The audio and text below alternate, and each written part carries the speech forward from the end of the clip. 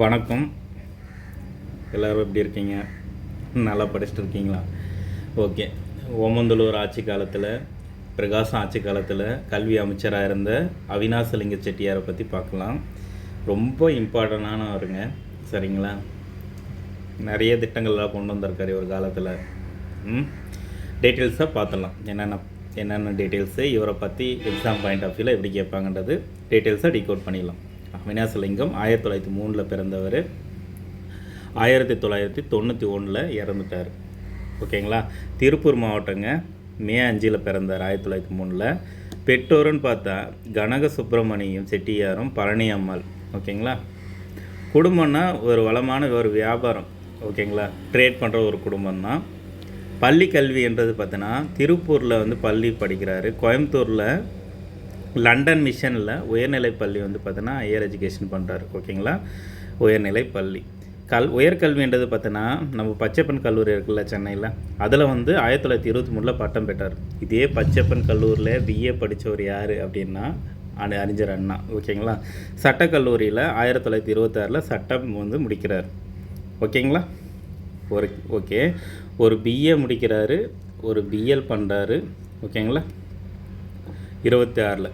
ஓகேங்களா? அடுத்து பார்த்தோன்னா மனையியல் பல்கலைக்கழகம். ஓகேங்களா? மனையியல் பல்கலைக்கழகம் அப்படின்றது யாருக்குன்னா பெண்களுக்கு கல்வி முன்னுரிமை கொடுக்குறாங்க.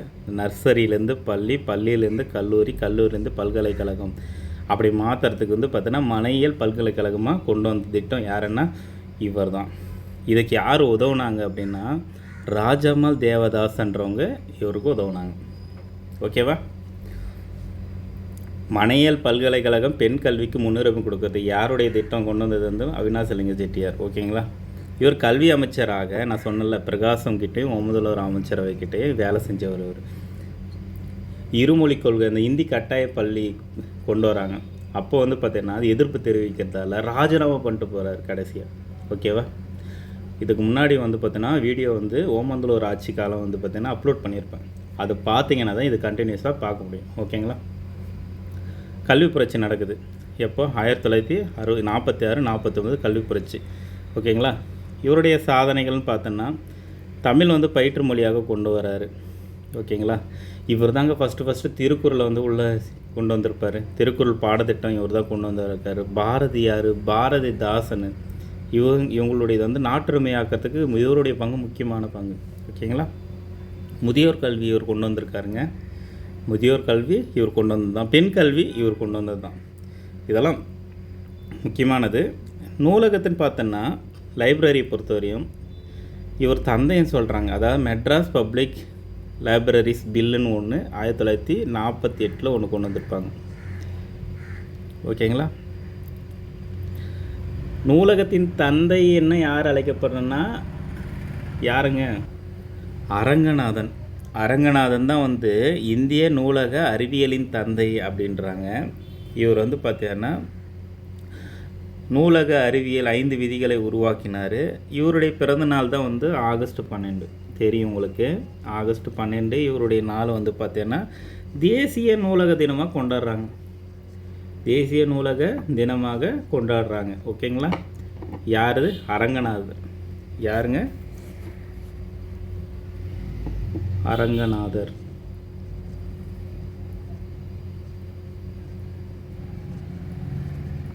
ஓகேவா? இவர் என்ன சொல்கிறாருன்னா நூலக இயக்கம்ன்றது அவருடைய தந்தை. அதாவது மெட்ராஸ் பப்ளிக் லைப்ரரி பில்ஸ்ன்னு சொல்லிட்டு ஒரு சட்டம் 1948 கொண்டு வராங்க.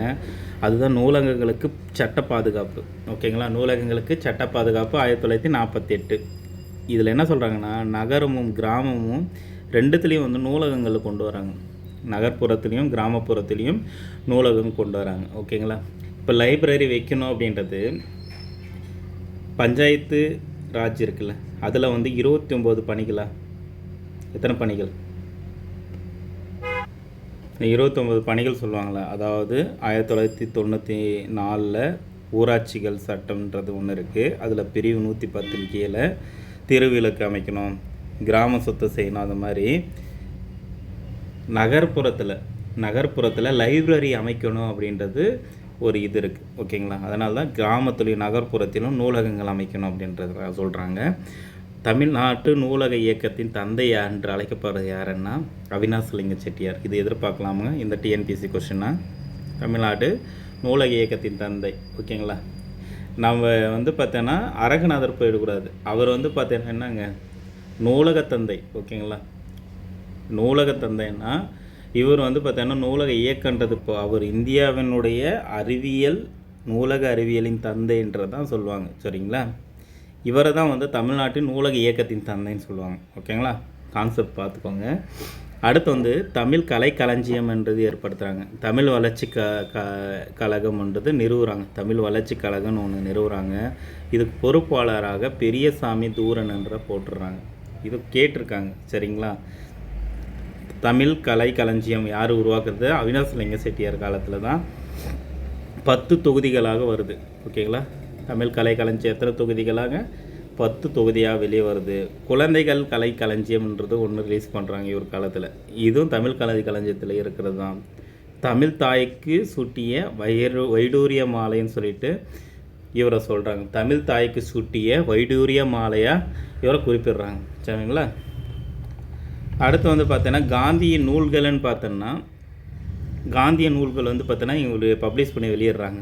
காந்திஜி ஒர்க்ஸ் பப்ளிஷன் கமிட்டியினுடைய தலைவராக இவர் இருந்தார். 17 தொகுதிகளாக தமிழில் வந்து பார்த்திங்கன்னா வெளியிடுறாங்க. இது மிகப்பெரிய சாதனையாக இமாலய சாதனையாக பார்க்கப்படுது. இப்போ காந்திய நூல்கள் வந்து பார்த்தோன்னா காந்திஜி ஒர்க்ஸ் பப்ளிகேஷன் கமிட்டியில் தலைவராக அவினாசிலிங்கம் செட்டியார் இருந்தது குறிப்பிடத்தக்கது. ஓகேங்களா. இவர் எழுத்தாளராக இருந்த முக்கிய நூல்கள்னால் நான் கண்ட மகாத்மா. ஆக்சுவலாக பார்த்தீங்கன்னா நான் கண்ட பாரதம்ன்றது பாரு யாருங்க? நான் கண்ட பாரதம் அம்புஜதம்மலா. ஓகே. நான் கண்ட மகாத்மான்றது பார்த்தீங்கன்னா அவினாசிலிங்க செட்டியார்து. காந்தியடியுடைய கல்வி பரிசோதனைகள்ன்றது பார்த்தீங்கன்னா வெளியிடுறாங்க. விவேகானந்தருடைய கல்வி தத்துவங்கள். அதுக்கப்புறம் சுயசரிதை, அதாவது ஸ்க்ராட்ச் டாச். ஓகேங்களா. Scratch touch. ஓகேங்களா. பிரம்மச்சாரின்றது எளிய வாழ்க்கையில் இவர் எழுதுந்தான். இவர் வந்து பார்த்தீங்கன்னா கல்வி சீர்திருத்தம் அரசியல் வந்து இதெல்லாம் பண்ணியிருக்கார். அதாவது இவர் கல்யாணமே பண்ணிக்கலாங்க, பிரம்மச்சாரியாகவே இருந்து வாழ்ந்தவர். ஓகேங்களா. விருதுகள்னு பார்த்தோன்னா 1970 பத்மபூஷன்.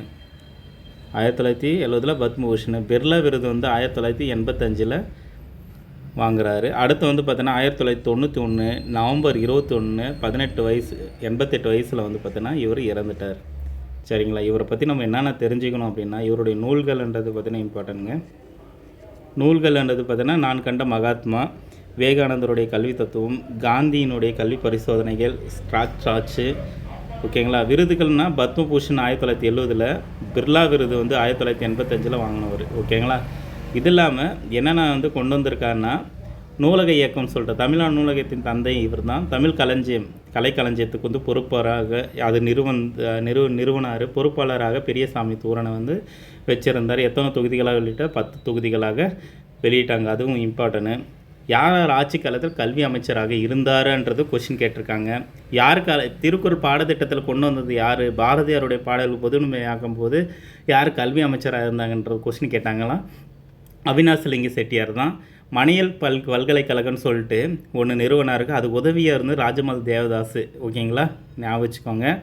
அடுத்து வந்து பார்த்தீங்கன்னா பிஏ எங்கே பண்ணாருன்னா பச்சைப்பன் கல்லூரி. பிஎல் வந்து சட்டக்கல்லூரியில் பண்ணுறாரு 1926. சரிங்களா. அவினாசிலிங்க செட்டியார் பார்த்தாச்சு. அடுத்து ஒரு நல்ல தலைவரோடு பார்க்கலாம். All the best. நல்லா படிங்க. தொடர்ந்து படிச்சுட்டே இருங்க. நோட்ஸ் எடுத்துக்கோங்க. சரிங்களா. மெடிடேஷன் புக்கை பேஸ் பண்ணி தான் வந்துட்டு இருக்குது. டேட்டாஸ் வந்து பார்த்தீங்கன்னா கிளியராக தான் இருக்கும். சரிங்களா. அடுத்து ஒரு நல்ல வீடியோவில் சந்திக்கலாம். பிடிச்சிருந்தால் லைக் பண்ணுங்கள், சப்ஸ்கிரைப் பண்ணுங்கள், ஷேர் பண்ணுங்கள். சரிங்களா. ஓகே. தேங்க்யூ.